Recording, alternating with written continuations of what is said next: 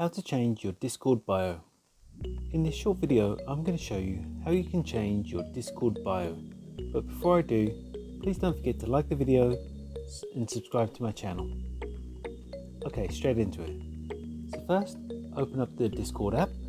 Next, click on your profile icon in the bottom right hand corner of your phone.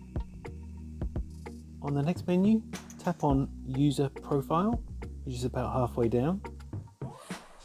After that, you can see on this screen that you can write your bio.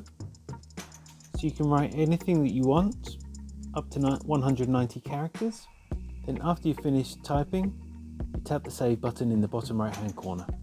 Then after you've saved it, your bio has been updated. And that's all it takes to change your Discord bio. If you found this video helpful, I'd love it if you liked the video, subscribe to my channel, and let me know in the comments if this worked for you. Thanks for watching.